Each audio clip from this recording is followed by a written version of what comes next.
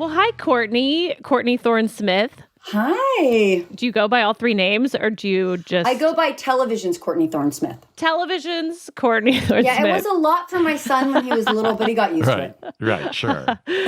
Yeah, it's important to know how to address people.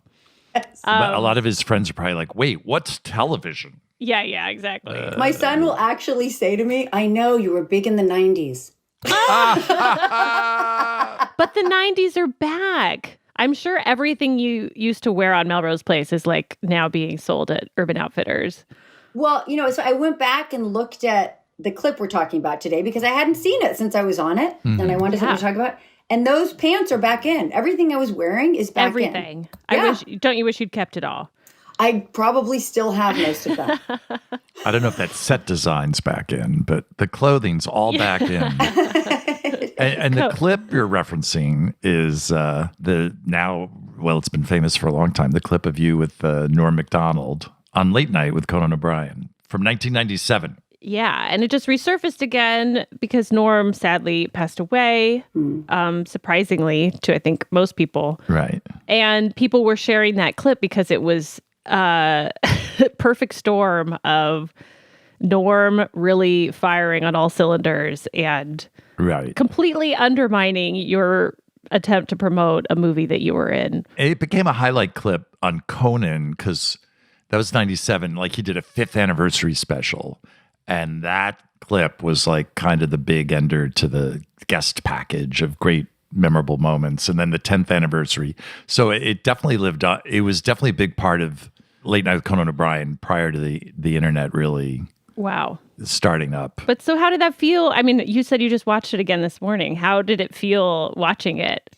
It was so much fun to watch it. I remembered it as being great fun. And I remembered, normally after talk show appearance, it's kind of like, was it okay? I don't know. It was fine. You know what I mean? But I remember just having so much fun because I'd just been out there laughing. Right. And then people would say, was that okay for you? Was that okay? And I thought, to me, watching it, I thought I just looked like someone who was having a wonderful time. He was making me laugh so hard. Conan was perfect. Lovely. Yeah. Well, I authentically was having a great time. I mean, so I thought, so interesting that people say, and Conan, of course, was like, are you okay? Are you okay? I was like, did you not see me?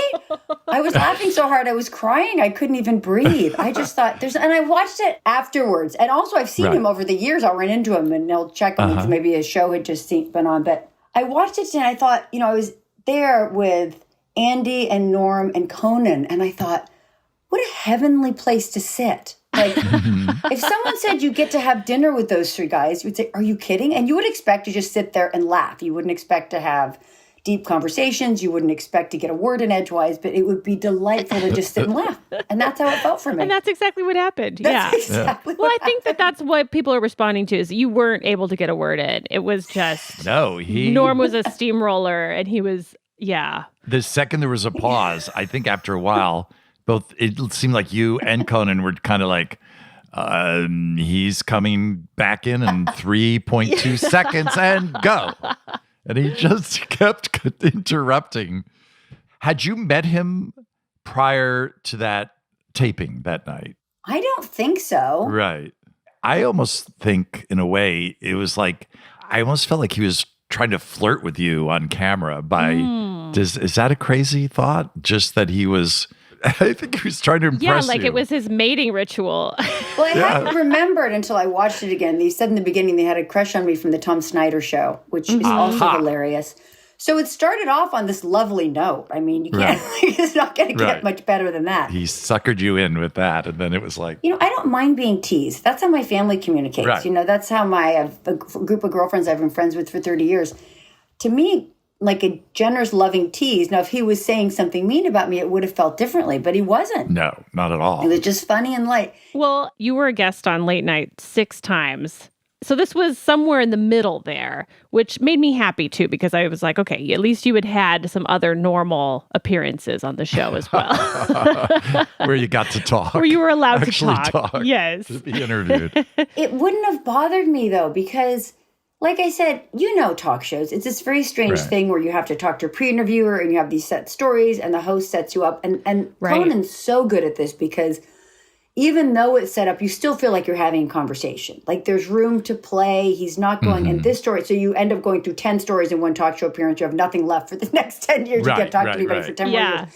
He lets it go and he'll actually have a conversation. So he's great at that. So I went in pretty relaxed. And I think, even I was wearing my actual clothes. Like I think that's what I wore that day. It was before you had to get a stylist. This was pre-stylist. You could actually wear. Oh.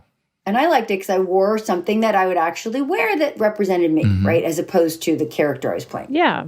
So when Norm started going, it just felt like a relief to me. It was like, oh, great. Especially when we were talking about chairman of the board, because, that was not, say, a project of great pride for me. And I had to promote it. And I think I was there to promote it. But Conan started with Melrose Place because he probably thought that was more interesting, and then went into chairman of the board. And I was so happy when Norm took it and ran with it because I didn't know what to say. Like, it's one of those things, it read as funny. I had high hopes for it. I did it. Right. The experience wasn't great. And I thought, oh, this is not going to be what I'd hoped. Like, you thought, you never know, this could be amazing. I'm sure that happens a lot. Where it's just, there's so many levels at which things can go wrong. And, even in editing. Yes. And look, granted, you're doing Carrot Top's first movie, you might say, you might have had an idea. But, you also don't know. Like, Courtney Cox did The Pet Detective. And, that was with a relatively unknown Jim Carrey. And that turned out amazingly. So I thought, you never know. But I should have thought, that probably doesn't happen twice in a row. You probably in the same year.